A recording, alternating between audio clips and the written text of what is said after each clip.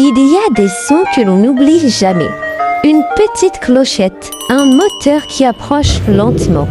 Et soudain dans la rue, un cri. Il est là, le marchand de glace. Et en quelques secondes, les enfants sortaient en courant.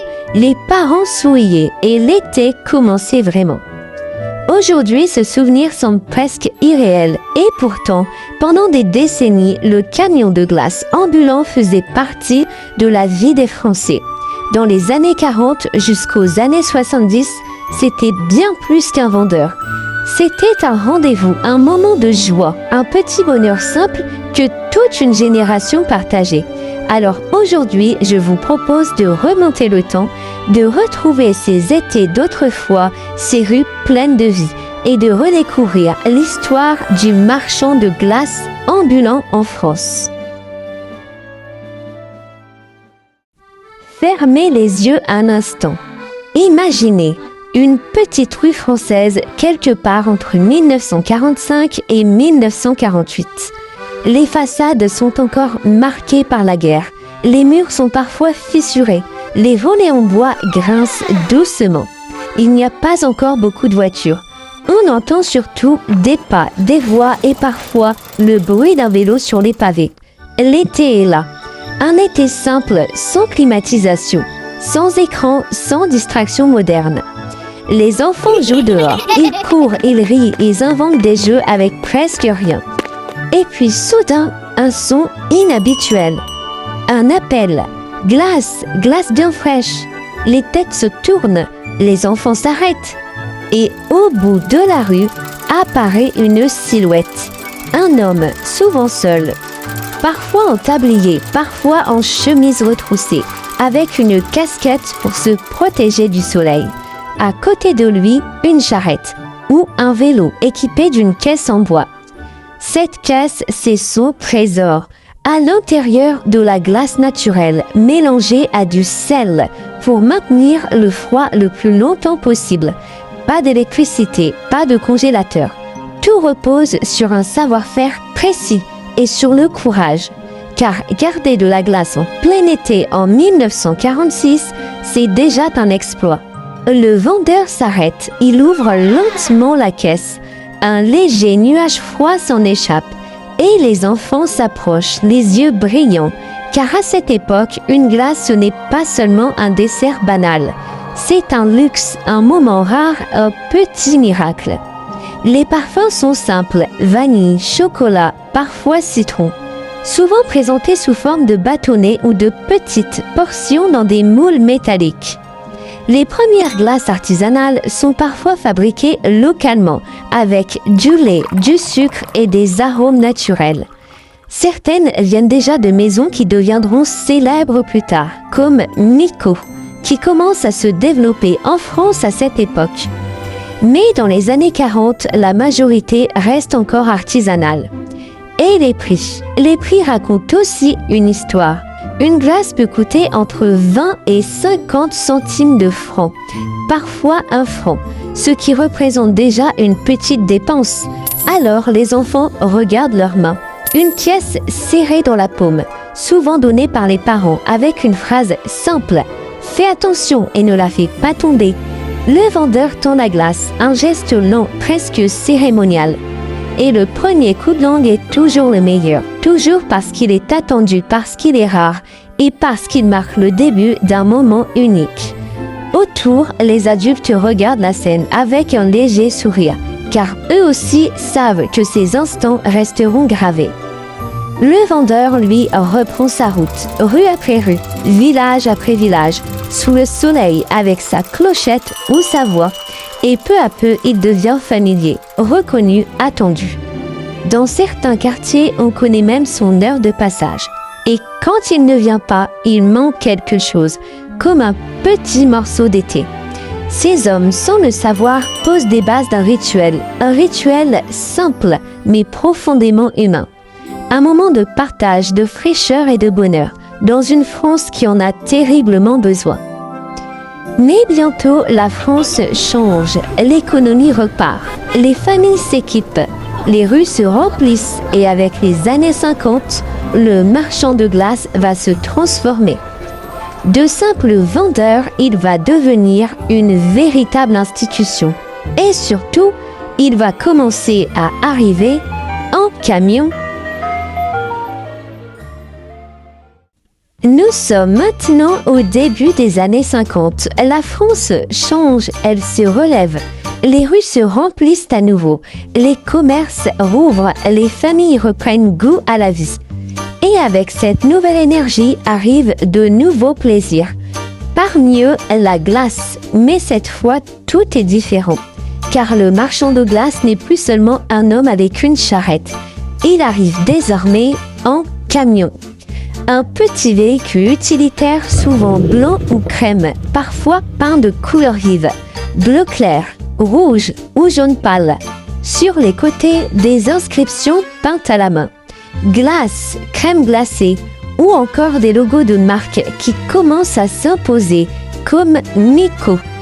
Le camion s'avance lentement dans la rue, très lentement, comme s'il savait qu'on l'attend. Et puis, le son. Cette fameuse clochette, ou parfois un petit carillon métallique. Un son simple mais reconnaissable entre mille. Et là, tout s'arrête. Les enfants lèvent la tête. Un silence d'une seconde. Puis, il est là et en quelques instants, la rue s'anime.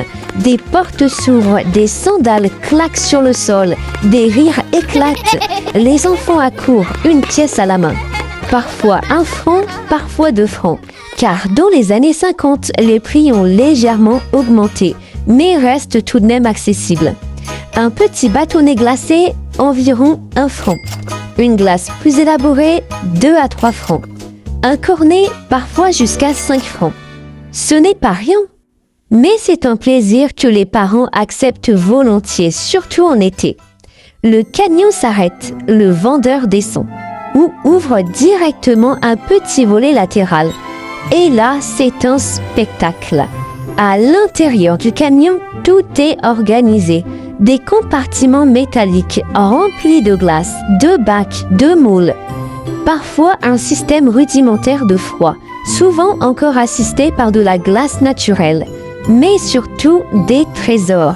Les premières glaces industrielles apparaissent, mieux conservées, plus régulières. Et avec elles, une variété qui fait rêver. Les enfants découvrent les bâtonnets enrobés de chocolat, les glaces à l'eau colorée, les premiers esquimaux, les débuts des cornets glacés. Les couleurs attirent immédiatement le regard. Rose vif pour la fraise, jaune pour le citron, blanc crème pour la vanille, marron brillant pour le chocolat. Certains produits portent déjà des noms et ces noms vont marquer toute une génération. Les affiches collées sur le camion montrent des dessins, des enfants souriants, des glaces parfaites, des couleurs éclatantes. Le vendeur prend les commandes.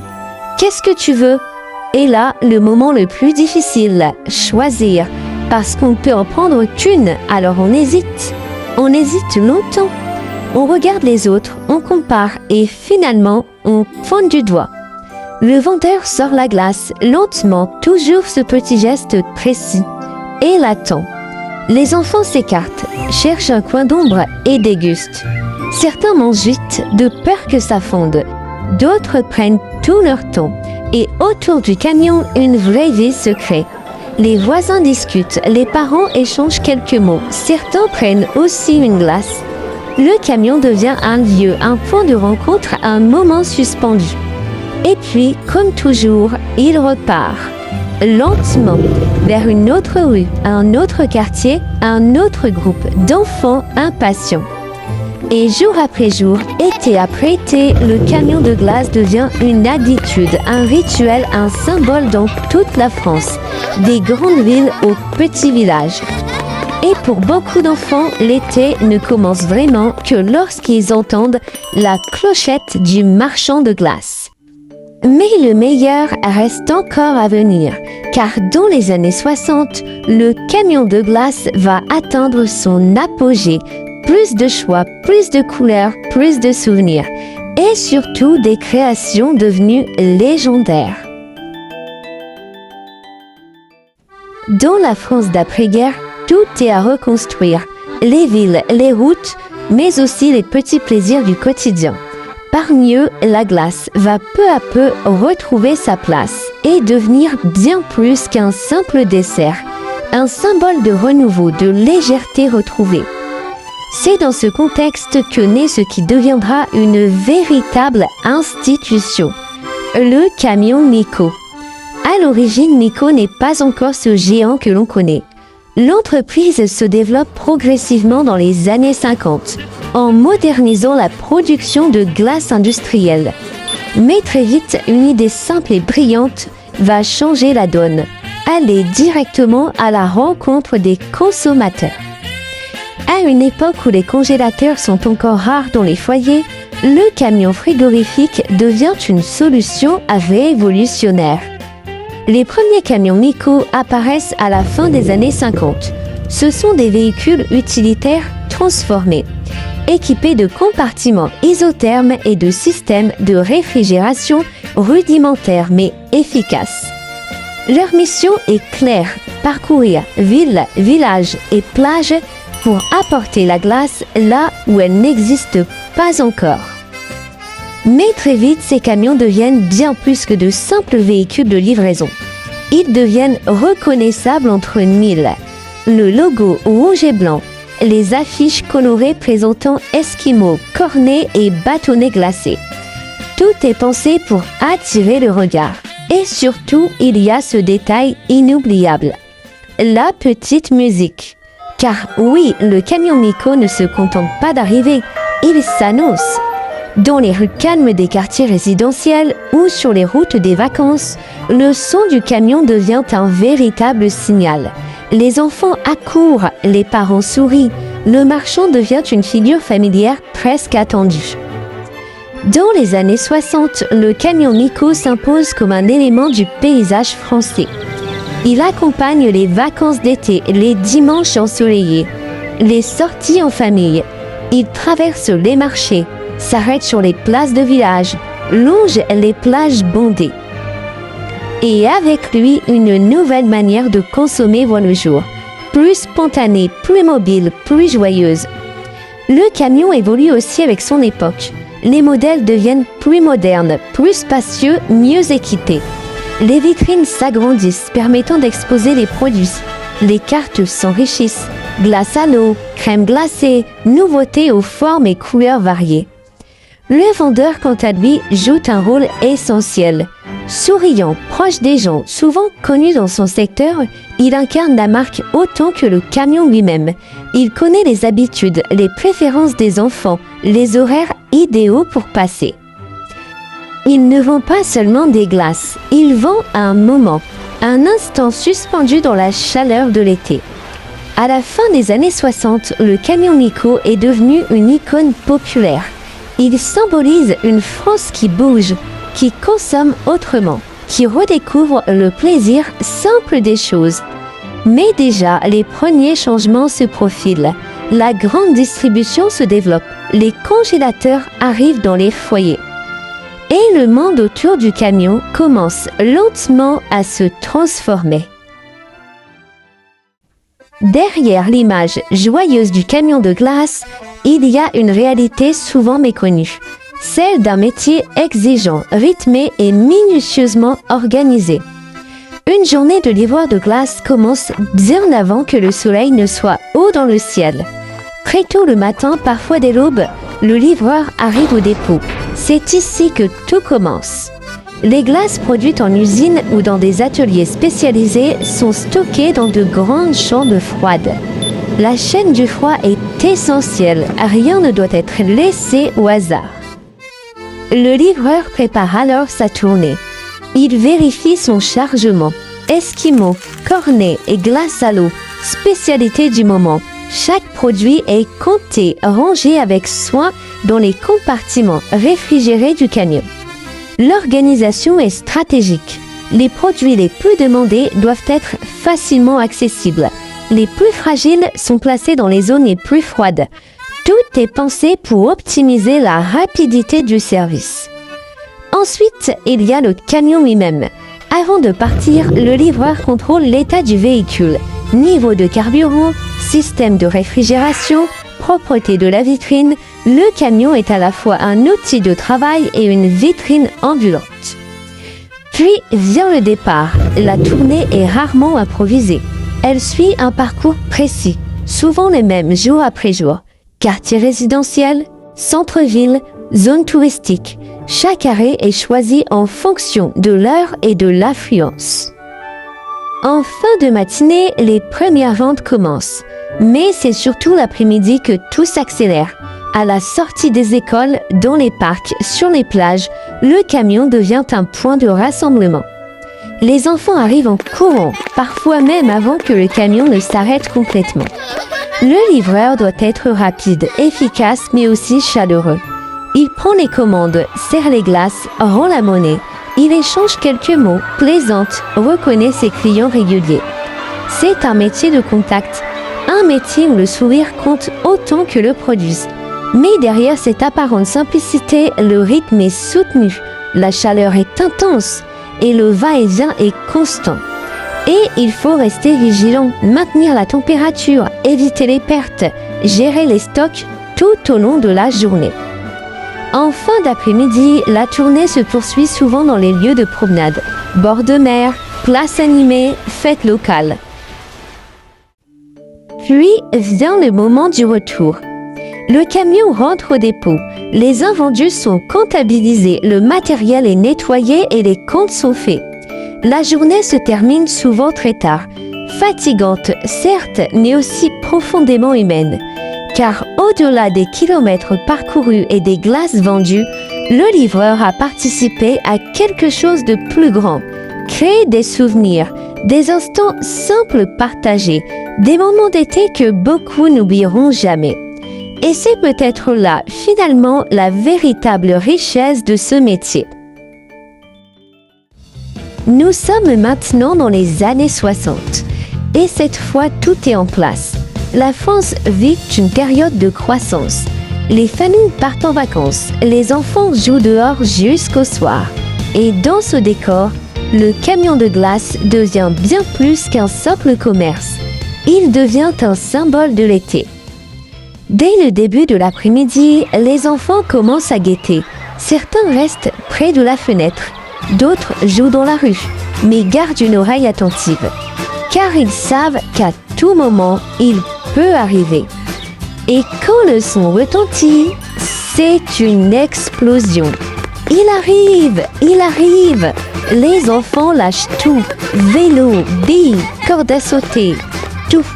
Ils courent, parfois pieds nus, parfois même encore en maillot de bain, avec une pièce serrée dans la main. 2 francs, 3 francs, parfois 5 francs pour les plus chanceux. Car oui, dans les années 60, le choix est devenu incroyable. Le camion s'arrête et cette fois, il est encore plus beau, plus coloré. Certains sont peints avec de grandes illustrations, des cornets géants, des glaces brillantes, des enfants heureux dessinés sur les côtés. Et surtout, les marques sont désormais bien présentes. Parmi elles, une va marquer toute une génération. Miko. Le logo apparaît sur le camion, sur les affiches, sur les emballages. Et pour les enfants, c'est devenu un repère, une promesse. À l'intérieur, c'est presque magique. Des compartiments mieux organisés, un froid mieux maîtrisé, des produits plus nombreux.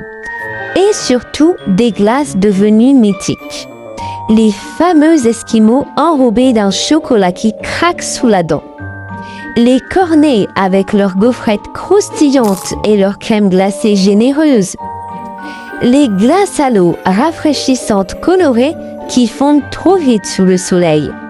Et parfois des nouveautés, des formes différentes, des goûts plus audacieux. Vanille, chocolat, fraises bien sûr, mais aussi café, caramel ou même des mélanges inattendus. Les enfants regardent longtemps, très longtemps, car choisir devient presque une torture. Et pendant ce temps, le vendeur attend, souriant, il connaît ses clients, il reconnaît les habitués. Alors aujourd'hui, ce sera quoi? Et là, les décisions tombent. Un esquimau, un cornet, celui-là. Les mains se tendent, les pièces changent de main. Le papier s'ouvre et le plaisir commence. Le premier contact avec la glace, le froid sur les lèvres, le goût sucré, la texture fondante et cette sensation unique de bonheur immédiat. Autour du camion, l'ambiance est vivante. Certains enfants comparent leur choix, d'autres échangent une bouchée, certains regrettent déjà de ne pas avoir pris autre chose. Dans les années 60, la glace n'est plus seulement un luxe. Elle devient un plaisir partagé, accessible presque quotidien en été. Et le camion devient un véritable lieu social, un point de rencontre, un moment attendu. Et puis il y a ces détails que seule cette génération peut comprendre. La glace qui coule sur les doigts, le papier qu'on plie soigneusement, le dernier morceau qu'on garde pour la fin. Les taches sur les vêtements, les rires, les disputes parfois. Tu m'as pris une bouchée, des moments simples mais profondément ancrés. Car sans le savoir, ces instants deviennent des souvenirs qui traverseront les années. Mais comme tout, le temps avance et à la fin des années 60, le monde commence encore à changer. La modernité arrive, les supermarchés se développent, les habitudes évoluent. Et dans les années 70, le camion de glace va devoir s'adapter, changer, se transformer pour survivre, dans un monde qui n'est plus tout à fait le même. Nous sommes maintenant dans les années 70 et quelque chose a changé, pas brutalement, pas du jour au lendemain, mais doucement, presque imperceptiblement. La France continue d'évoluer, les villes grandissent, les voitures deviennent plus nombreuses, les modes de vie se modernisent. Et avec cette modernité, les habitudes changent. Dans les quartiers, les enfants jouent encore dehors, mais un peu moins. Les rues sont moins calmes, les parents sont plus prudents. Et surtout, un nouveau concurrent apparaît. Les supermarchés, des lieux où l'on peut désormais acheter tout, y compris des glaces. Des boîtes entières, des packs et des marques connues, comme Miko, toujours présentes, mais désormais aussi dans les congélateurs des foyers. Et pour la première fois, la glace n'est plus liée uniquement au passage du camion. Elle est disponible à tout moment, à la maison, sans attendre, sans courir, sans écouter la clochette. Et pourtant, le camion de glace est toujours là, il continue de passer, toujours lentement, toujours avec sa clochette. Mais quelque chose a changé. Les enfants accourent encore, mais ils sont parfois moins nombreux. Certains restent chez eux, d'autres ont déjà des glaces dans le congélateur. Le camion s'arrête, le vendeur ouvre, mais l'attente est différente, plus calme, moins pressée. Puis les prix ont encore évolué. Dans les années 70, une glace simple peut coûter 2 à 3 francs. Un cornet ou une glace plus élaborée, 4 à 6 francs. Certaines nouveautés montent jusqu'à 7 ou 8 francs. Ce n'est plus tout à fait la même époque, mais malgré tout, la magie est encore là. Les parfums sont plus nombreux. Vanille, chocolat, fraise bien sûr, mais aussi pistache, café, caramel et même des mélanges plus modernes. Les emballages deviennent plus colorés, plus travaillés avec des dessins, des logos, des noms très accrocheurs. Les camions eux-mêmes évoluent. Certains sont plus grands, mieux équipés, parfois même avec une petite musique intégrée qui remplace peu à peu la clochette. Mais ce n'est plus tout à fait le même. Il est plus mécanique, moins humain. Et dans l'air, il y a comme une nostalgie. Sans que personne ne le dise vraiment, quelque chose s'efface. Le moment unique, le rendez-vous attendu, l'excitation collective, tout cela devient un peu plus rare.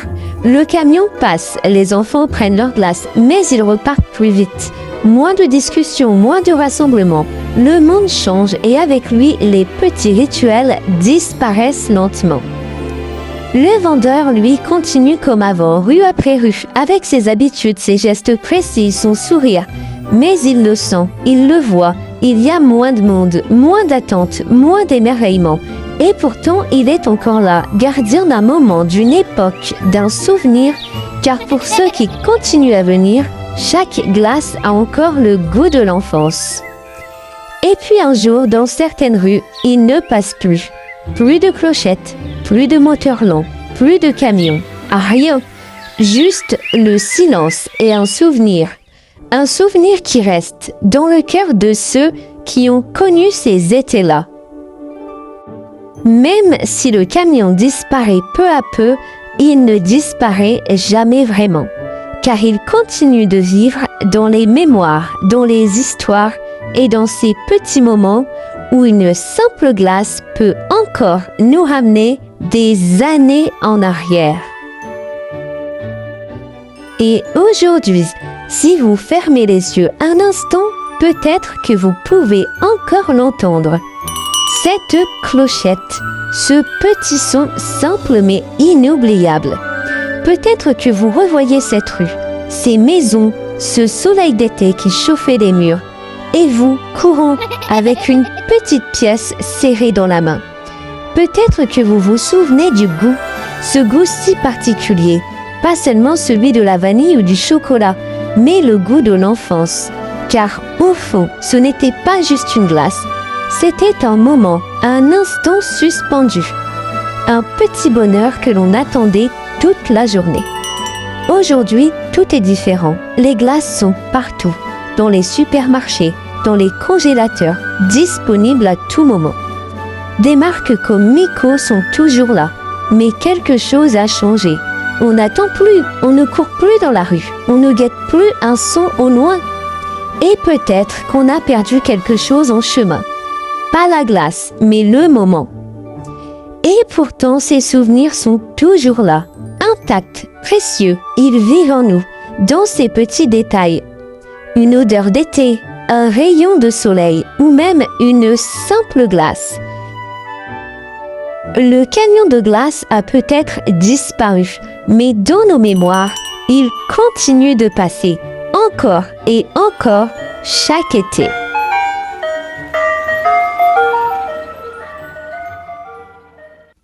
Voilà le voyage à travers l'histoire du camion de glace ambulant d'autrefois est maintenant terminé. J'espère que cette vidéo t'a plu. Si c'est le cas, n'hésite pas à la liker, à t'abonner et à activer la cloche de notification pour ne pas louper les prochaines vidéos. À bientôt!